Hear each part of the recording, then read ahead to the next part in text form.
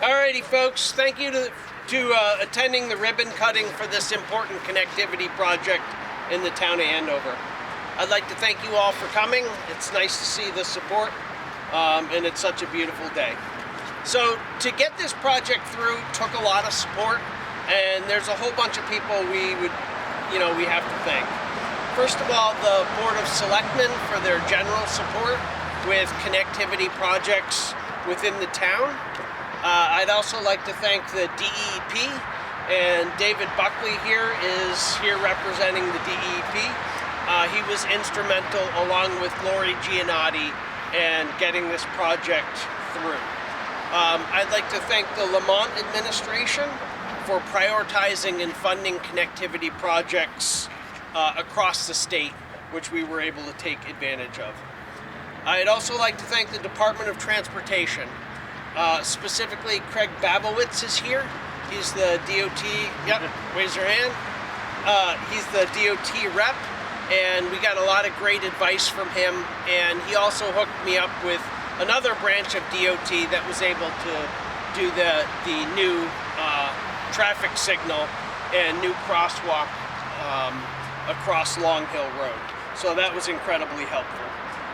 The Department of Transportation also funded this through a community connectivity grant, and this was project 01703512. So most of this, but not all of this, was done with their generous state funding. I'd also like to thank Anna Bergeron, who's the DOT bicycling and pedestrian coordinator, for her advice and help with getting the lights fixed in the tunnels and addressing other issues that relate to DOT. I'd like to thank the Hop River Trail Alliance. There's a number of members from there here today, and I've appreciated their support. Bruce Donald from the East Coast Greenways. Bruce, raise your hand. Bruce has been probably the person pushing hardest for trails and rail trails and the East Coast Greenway in the state of Connecticut. He's been really instrumental in a lot of the work that's been done throughout the state, and why you have such a great statewide network. I'd like to thank the Andover Conservation Commission, and I saw Carrie Crompton is here. Carrie and other members, but Carrie has put in a pollinator pathway behind us, which if you come by here in the summer, you realize just how much there is here in terms of bees and butterflies. It's really kind of cool to see that. I'd also like to thank the Beautification Commission. The Beautification Commission planted more than 1,000 daffodil bulbs along the fence over there, and if you drove by Route 6 this summer, you could, or last spring I should say, you could see just how beautiful that really looks in the spring. So that's a really welcome thing. I'd also like to thank the Andover Public Library, the Congregational Church, and the members of the public for their support with this project. And last but not least, I'd like to thank Jay Tuttle, who's the Public Works Supervisor in the back, who's been instrumental in helping us get all this done. So a little bit of history. The town. I think we as a group probably should thank Eric. We haven't noticed. He took on this project. This is a pet project for him. It's something I think a lot of people in town enjoy and use, but it takes a lot of effort, and as a town administrator, take on something this big on top of your regular duties, we got to thank you for that. So thank you. Thank you. And just real quick history, town of Andover was incorporated in 1948 and 1848, sorry. Yeah, close.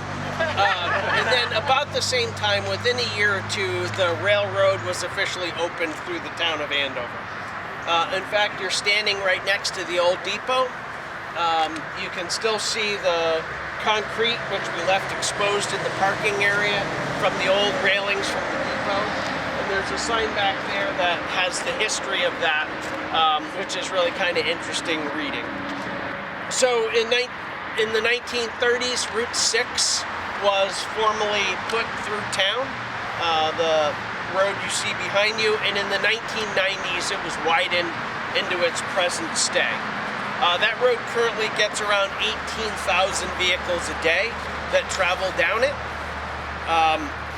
In somewhere around 1980, the DEP acquired the old rail bed for the railroad after the railroad was closed, and in the early 2000s this has been converted into a beautiful linear park, which we have available today, which sees constant use.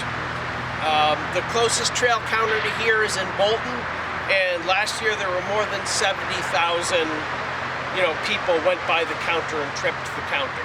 So that gives you some estimation of how much use. And if you sit out here for any length of time, like 45 minutes ago, the E.O. Smith running team came through here with about 20 people running on the trail. So the town has been working and thinking about connectivity and cycling and pedestrians for a long time. In fact, in 1978, in the Plan of Conservation and Development, under one of their major recommendations was to plan for a transportation system which provided safe pedestrian, bicycle, and vehicular traffic.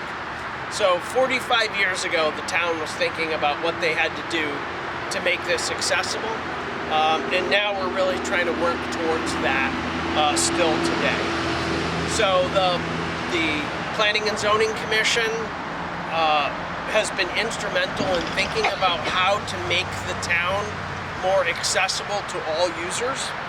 And in the current Plan of Conservation and Development, there is a complete streets master plan that focuses on accessibility, for all modes of transportation, including cycling, including walking, and those people with limited mobility.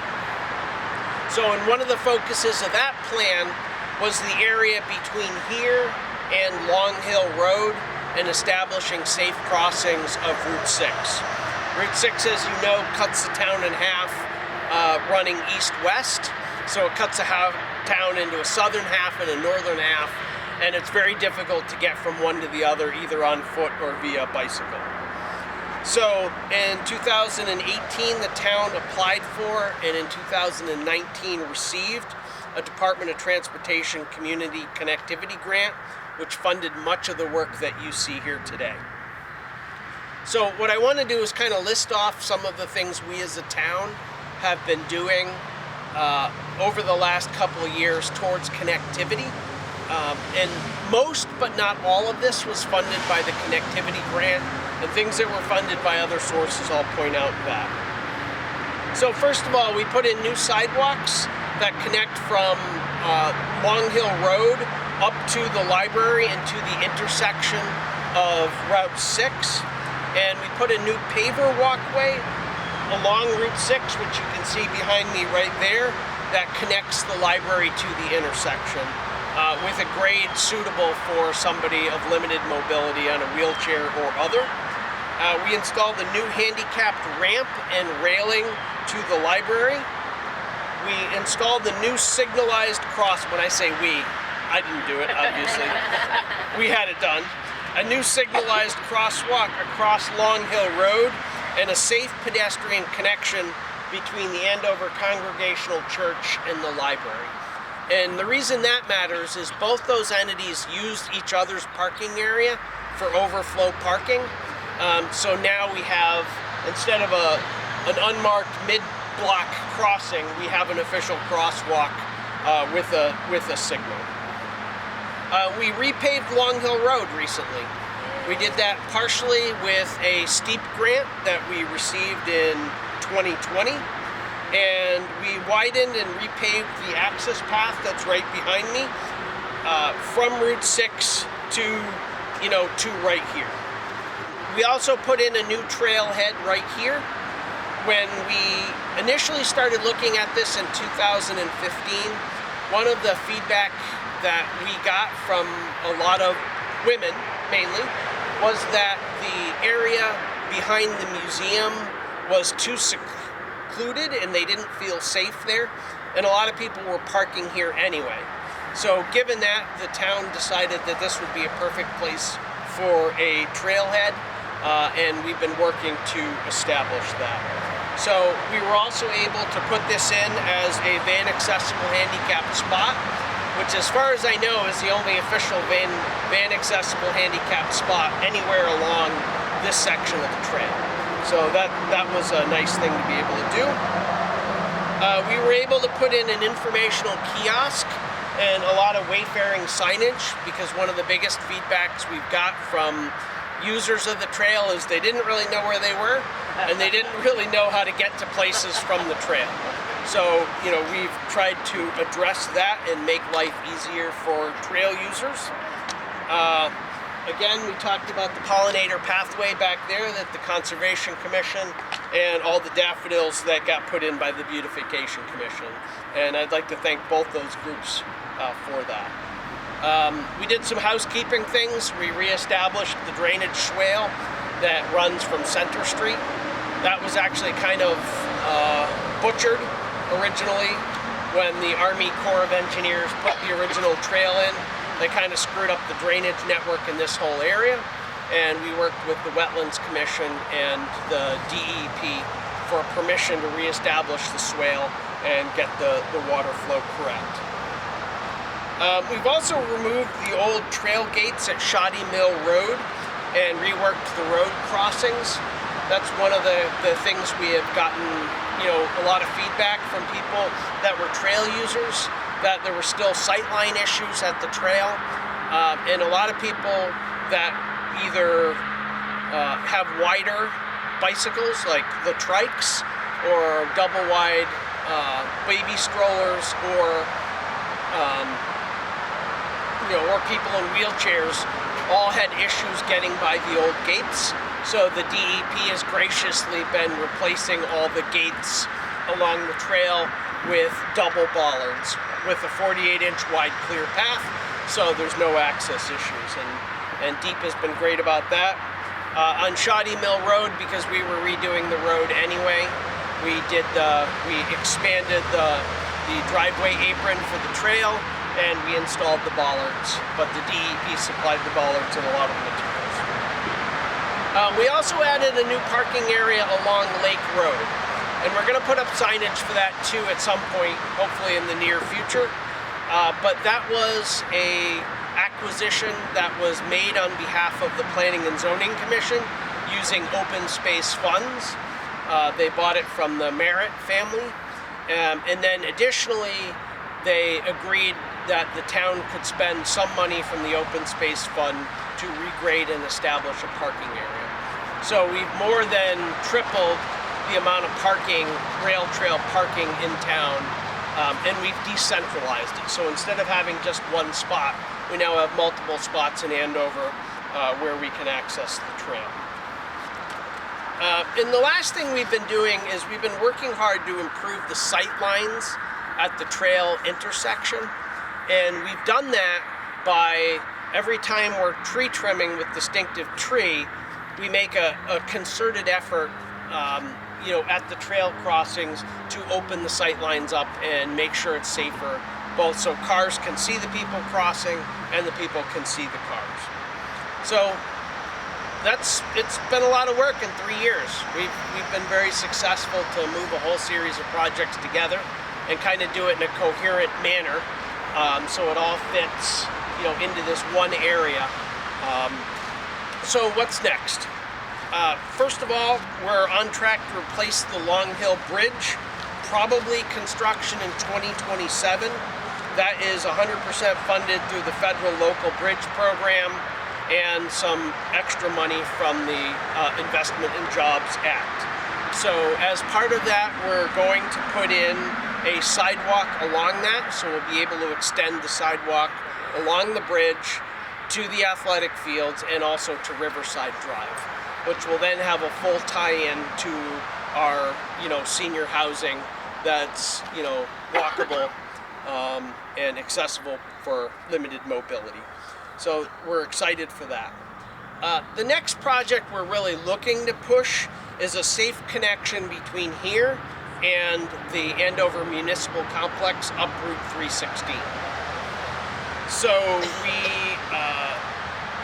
We submitted one DEP Rec Trails grant for that did not get funded, but looks like there's going to be another round of funding here very shortly, and we intend to resubmit for that. And then potentially, if we get the funding for the study and we get the design phase, then to use a CROG LOTSIP grant for the actual construction. So I'd like to see in the next 5 to 7 years that connection made through to the school, the town hall, and the town's new community center. We're also planning on tearing down the old firehouse, which is right down the road from here, and building a new parking structure for senior transportation. Because one of the other, aspects of connectivity is people who really can't walk and can't ride, and that's where senior transportation comes in. And we have a really old building that we're planning on tearing down. In fact, we met with the State Historical Preservation Society the other day, because unfortunately that is on the historic register. So even though it's in pretty deplorable shape, we are going to have to do a little work to compensate for the fact that we're removing a historic structure. Another thing, DEP will replace the remaining gates along the rail trail in Andover and the rest of the trail with bollards similar to what's at Shoddy Mill. They're starting in the Bolton Notch, essentially, and working their way this way as they have crews available to do it. The other thing up is really a study and survey of trail access, because one of the next things we want to accomplish is to tie the trail into the town businesses, so that if somebody is on the trail or somebody just wants to use the trail to connect to a business, that they can. And then kind of the last thing, and I was talking to Craig Bagbowitz about this earlier, I'd still really like to convince the DOT to put in where the crosswalk is on Route 6 to change that to a raised crosswalk, because we still have the issue that traffic coming through here still has a 85% percentile speed in the mid-50s, which is pretty fast for something that's an area with a crosswalk. So just for safety. And at this point, is there anybody from either the DOT or the DEP that wants to say a few words? You all set, Craig? I'm good. Dave? Good. Okay. In that case? In that case, I covered it. So next, I'd like to ask Chuck McGuire, the first selectman, couldn't be here today. So I'd like to ask Adrian as the vice to do the official ribbon cutting. And then I'd also, in that same picture, like to get Dave Buckley and Craig Bagbowitz and probably Bruce Donald and get a picture of that ribbon cutting. So if you guys all want to come over here, we can do that. Come on, Dave, Bruce. All right. Greg, come on. There we go. All right. No, I won't be able to cut it.